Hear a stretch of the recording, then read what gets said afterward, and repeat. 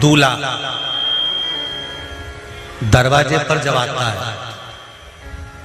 मटकी में जो दिया लगाया जाता है, सालीहों लेके खड़ी होती है कन्याओं, वो मटकी में एक बत्ती का दिया लगता है कि 4 बत्ती का लगता है? जम के बोले 4 बत्ती का लगता है ना।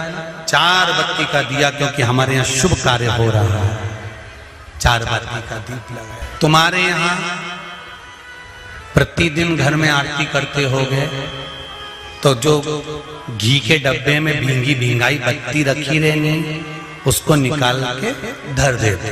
बोलो सही है गलत है? निकाल के धरी, माचिस से लगाई, तन मन धन सब कुछ तेरा, और आरती कर पुरा के, घंटी बजा के, भोग लगा के, शक्कर रख के, भगवान को प्रणाम करके चली जाती।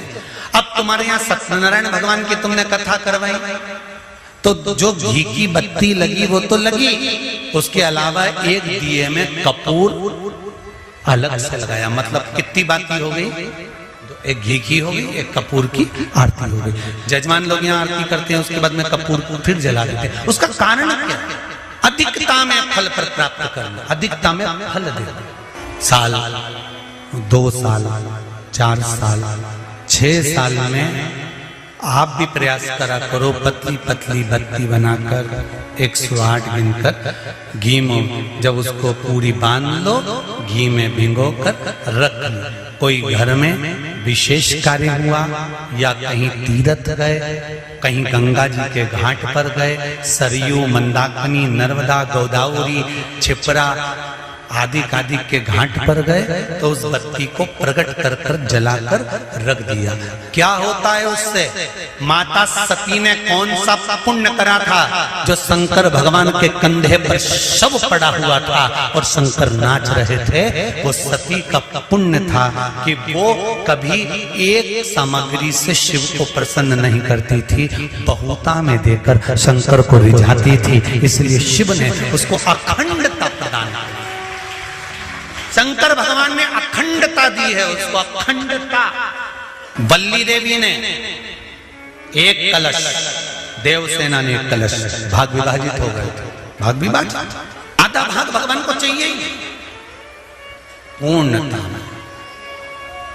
फिर निवेदन करेंगे। अब एक प्रश्न और खड़ा हो जाता है, ध्यान दीजिएगा जरा, कि गुरुजी तो कथा में कहते हैं कि एक बेलपत्र भी चढ़ा दी तो भगवान शंकर ने स्वीकार करी। सियोर वाले गुरुजी कहते हैं एक चावल का दाना भी चढ़ाया तो भगवान शंकर ने स्वीकार करा। का क्या भाव है? इसका क्या भाव, तक क्या महत्व? तो वो भी समझ लेना जरा अच्छे से, बहुत ध्यान से समझना जरा। बाती शंकर जी के मंदिर के बाहर लगाई है। कहाँ लगाई है?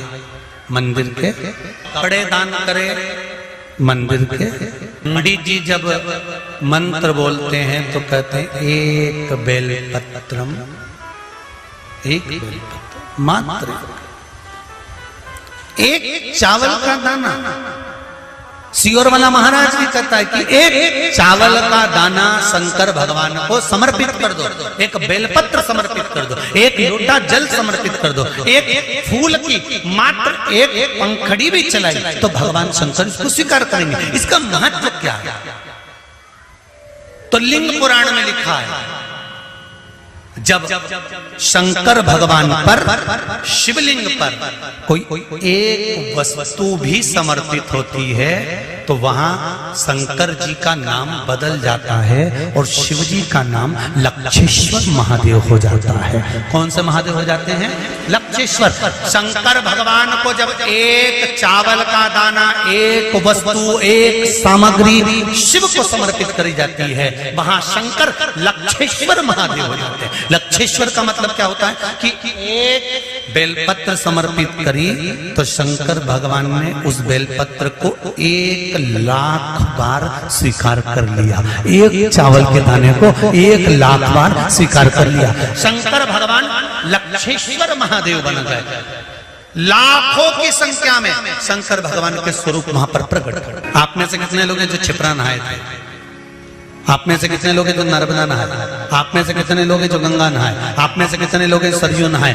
कहीं ना कहीं किसी पवित्र नदी में आप लोगों ने स्नान जरूर करा होगा। बोलो करा कि नहीं करा? जितने लोग कथा सुन रहे हैं उनने भी करा होगा, जितने फेसबुक पर सुन रहे हैं उनने भी करा होगा। किसी ना किसी पवित्र नदी में आपने, हमने, सबने स्नान करा होगा। अब स्नान तो हम कर लिए, उस गंगा नदी में हम नहाए, तो गंगा नदी में हमने स्नान करा और स्नान कर कर बाहर निकले तो हमको 1.25 लाख बार स्नान का पुण्य मिल जाए। उसके लिए क्या करना पड़ा? एक डुबकी लगाए हो महाराज और कह रहे हो कि 1.25 लाख डुबकी का फल चाहिए, तो क्या करोगे? 1.25 लाख डुबकी का फल पाने के लिए क्या करना पड़ेगा? केवल एक काम, जिस पवित्र नदी का स्नान कर रहे हो उस पवित्र नदी की बालू का, बालू मतलब रेत का, बालू का शिवलिंग का निर्माण करना, उसका पूजन करना, पूजन कर कर जो बत्ती जोड़कर 108 बत्ती बनाई है, पूजन कर कर एक दिए में वो बत्ती, उस जो बालू का शिवलिंग बनाया है, पार्थिव शिवलिंग का निर्माण करा है, जो तुमने किसी गंगा, सरयू, नर्मदा, क्षिप्रा, मंदाकिनी, नर्मदा आदि पवित्र नदियों के तट पर स्नान करते समय तुमने जो शिवलिंग बनाकर पूजन करा है, उसके सामने वो बाती को जला देना, उसी से आरती उतार लेना, वो बाती वहां लगाकर छोड़ देना और छोड़ने के बाद उस शिवलिंग का फिर विसर्जन कर देना। विसर्जन कर कर उसी जल को अपने ऊपर छींट लेना। 1.25 लाख डुबकी का फल एक ही क्षण में प्राप्त होता है। इसको लक्षेश्वर महादेव कहते हैं, इसको लक्षेश्वर महादेव कहते हैं। महाराज कितना फल है? एक चावल का दाना समर्पित करने का कितना फल है? एक बेलपत्र समर्पित करने का कितना फल है? एक पुष्प की एक पंखड़ी समर्पित करने का कितना फल? और समझ लो, ब्राह्मण को हम दक्षिणा देते हैं, भांजा भांजी को हम भेंट देते हैं, बहन बेटी को हम कुछ रुपए देते हैं, जिस लिफाफे में रुपए को रख कर दिया जाता है उसमें एक का सिक्का पहले से लगा होता। बोलो सही है कि गलत है? क्यों? समता में नहीं, बढ़ा कर दिया गया, बहुत अधिक कर कर दिया गया। हमने अगर अधिक कर कर दिया है तो उसका फल भी हमको अधिकता में प्राप्त। अधिक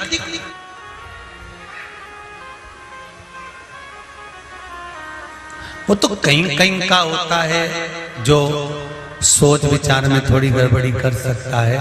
एक हमारे मित्र हैं, एक जगह जन्मदिन पर गए तो वहां उन्होंने जन्मदिन पर उन्होंने 5 रुपए लिफाफे में रखे। तो हमने कह दिया, क्यों रे हो प्रकाश, उसके यहाँ जन्मदिन पर जा रहा है और 5 रुपए रख रहा है? तो क्या हमने जन्मदिन मनाया था 8 साल पहले, तब उसने भी तो 5 रुपए रख के दिए थे। तो हमने कहा 8 साल पहले 5 रुपए की महत्वता थी, अब तो 5 का 10 हो गया, तो 10 तो दो। हमारे यहाँ पहला सा नियम था, बहन बेटी जितनी बार आती थी ना, जितनी बार आती थी, घर की बहुएं उसकी झोली में थोड़ा सा चावल, दाल, जो भी घर में होता था वो डालती थी। भले वो लेकर नहीं जाती थी, इतना सा दाना पल्लू में बांधा और लेकर चली गई, भले वो वहीं छोड़ गई, पर उसकी झोली कभी खाली कर नहीं भेजते थे। आप में भी जितने लोग बैठे, ऐसा नियम पहले था। अब आज का जमाना तो बड़ा विचित्र हो गया कि बहन बेटी से आस लगाकर बैठते हैं। जैसे ही आई तो पहले सोचते हैं राखी पे कितने भतीजों के कपड़े लेके आई है, कितने भाई के कपड़े लेकर आई है। अब तो आस लगाकर बैठते हैं कि ये लाई होगी। और भाई और भाभी को बहन से आस नहीं लगाना चाहिए, भाई और भाभी को तो बहन लेकर आए चाहे ना आए, फर्ज हमारा है कि हमारे दरवाजे से हमारी बहन बेटी खाली ना जाए, तो हमारा दरवाजा भी कभी खाली है। कितना अंतर है, कितना। सनातन धर्म में जन्मदिन पर केक काटा जाता है क्या? अरे बोलो जम के नहीं। सनातन धर्म में जन्मदिन पर केक नहीं काटा जाता। सनातन धर्म और ये आज के जो ये पाश्चात्य पद्धति चल रही है कि पहले काटो फिर बांटो, ये काटो और बांटो, ये सनातन धर्म की पहचान नहीं है।